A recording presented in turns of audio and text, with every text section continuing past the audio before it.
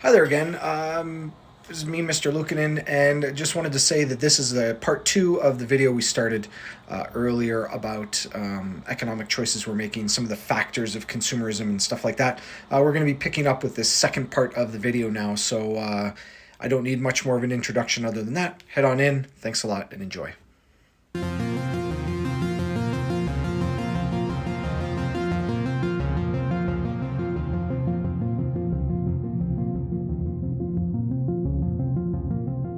Another aspect of the health and safety that we have to think about is that governments sometimes just ban products altogether. They just say, you know what, it's not going to be healthy. So the book gives some examples. Edmonton Public Schools banned junk food in their schools. Calgary has banned restaurants from using trans fats, which are, you can talk to your science teacher about that, but there's certain kind of fats that are in foods that are worse for you, let's say, and cause more severe issues for you if eaten in excessive amounts. We have legislation in Canada and the United States about consumer health and safety. Like, you cannot put out a product that is knowingly going to harm people without putting kind of warnings on it, and there's laws dictating what you have to do.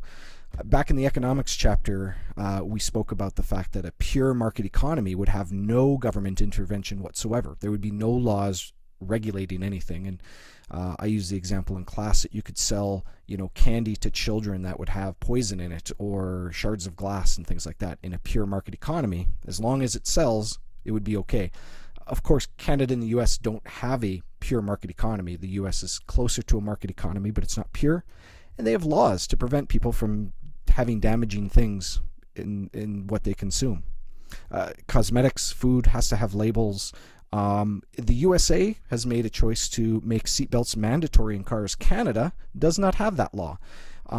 We suggest airbags. All cars made in Canada and sold in Canada pretty much have airbags, but it is not a Canadian law to require them. So that's one way that the United States has made more legislation than we have.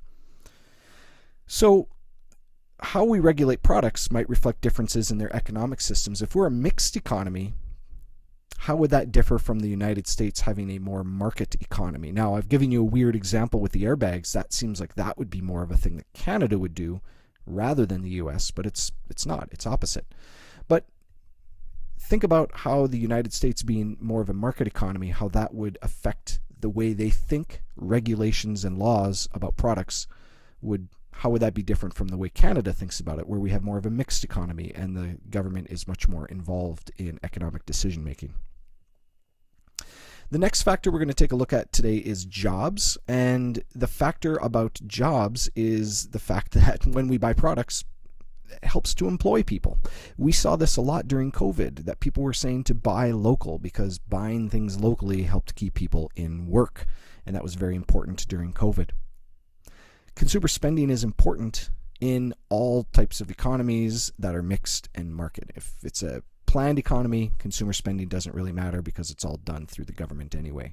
But mixed to market economies like us in the United States, this is very important. In 2021, Canadians spent over $610 billion on products and services, which is about 55% of our gross domestic product. $610 billion on products and services. That's in 2021.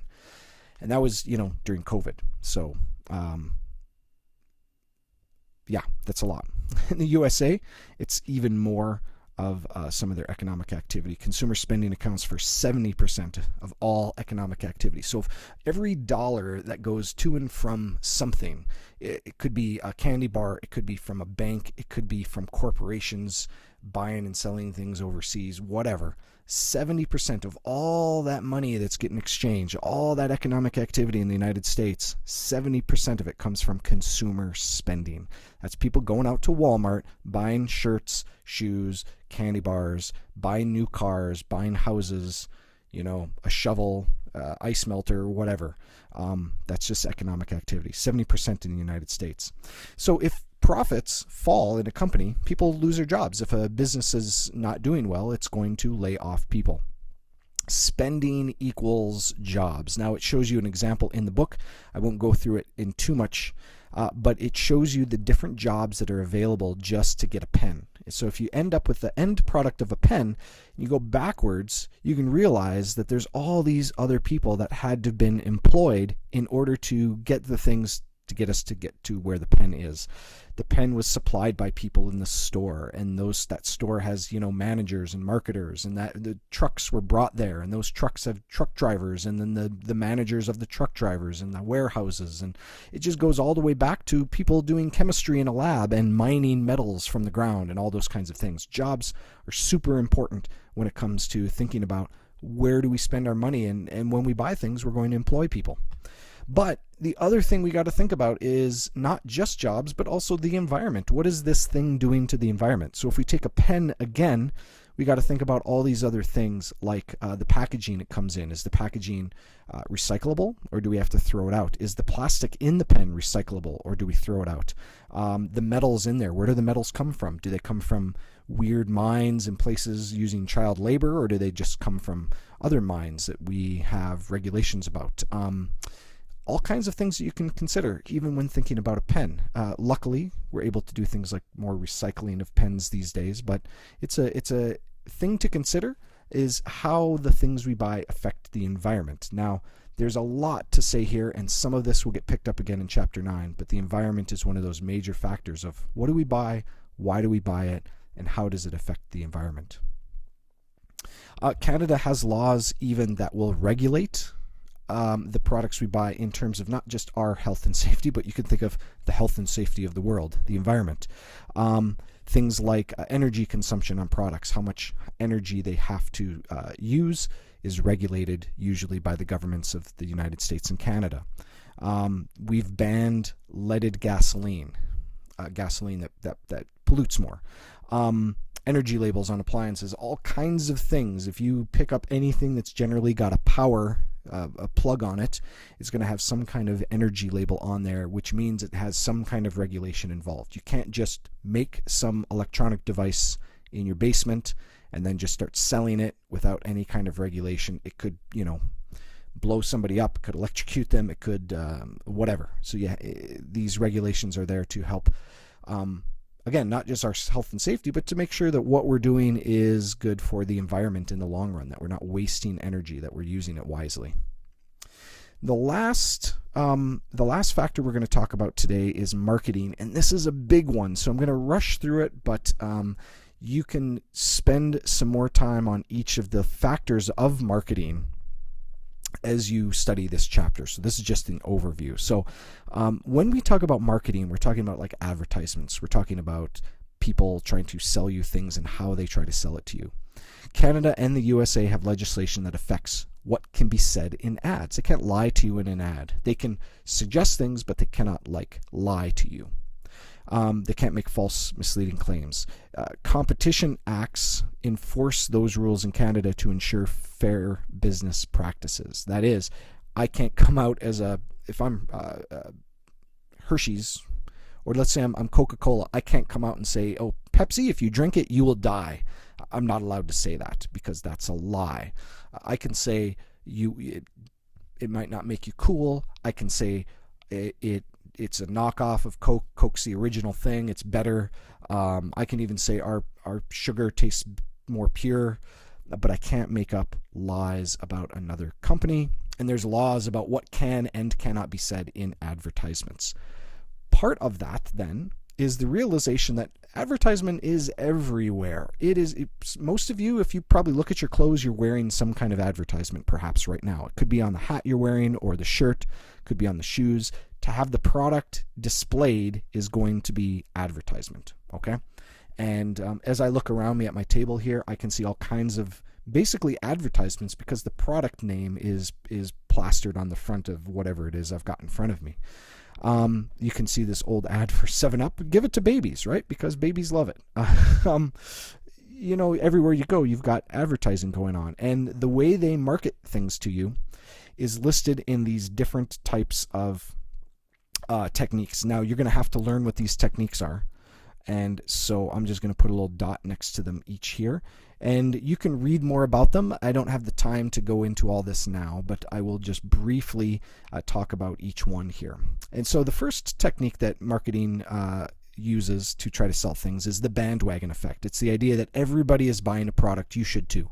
Oh, all your friends are doing this, why don't you as well? All homeowners have this product in their house because they know it works. Oh, you don't? Well, you're a homeowner, you should get on the bandwagon. The idea is join in with what everybody else is doing. The second one is emotional appeal. That connects to your fears and desires, like a fear of like, ooh, you don't want to harm your kids if you don't have this product available, or the fear of being left out of a group. That could be a fear. The desire to be loved, all those kinds of things. Anything that relates to our actual emotions rather than our logic, our thinking, when we're driven by our emotions and our fears, what we want, that's going to be an emotional appeal. If it makes you cry at a commercial, it's probably emotional appeal. A glittering generality is great. It promises a lot of stuff, but it delivers nothing. It means, I like to think of Apple products are kind of like this. Although I love Apple products, they often just don't really tell you what the product is exactly, and they just will say, hey, look at these, attractive people dancing around, and look, there's a iPod with iPod. We don't sell iPods anymore, but whatever. There's an iPhone with them, and everybody's attractive and everybody's dancing around, and then that's all the ad is. It's just glittering generality. It doesn't promise anything. It promises maybe perhaps fun, youth, excitement, but it doesn't actually say what the thing will do for you. Sometimes. There's a lot of ads that are like that. Glittering generalities, you can't ever pinpoint what exactly is being, you might know what the product is, but what exactly does it do, you might not know. A plain folks appeal is the thing on the right. That's an example where they use ordinary people to try to sell something. Hey, this guy knows farming. He, or is it her that's the one? We don't even know, but they know farming. Nationwide is boy, if you're a farmer, they know what you're going through, so you should use their product. They're normal people just like you. That's plain folks appeal. Anytime you see like a haggard dad or a mom in an advertisement, it's going to be plain folks appeal. They're just like you. The opposite of this might be testimonials, which is when celebrities or experts talk about it. So this would be an advertisement not with some farmer or mom or dad or whatever. This would be the doctor. Hey, I'm a doctor and I use this product. Look at me, I'm Kobe Bryant and I use this product. Look at me, I'm Barack Obama and I use this product. Whatever. It's an expert, it's a celebrity trying to sell it. That's what they're trying to do to sell the product. So kind of plain folks and testimonials are sort of opposites of each other. And then scientific appeal is often with testimonials. Scientific appeal, though, is specifically about science, statistics, scientific data. Look at this chart. When people started using this toothbrush, look at their whiteness score increased. It was at 40 and now it's 80. And you're like, wow, the whiteness score has gone up. Who knows what it is, but it's a chart. It looks scientific. They're trying to sell you with the science of it.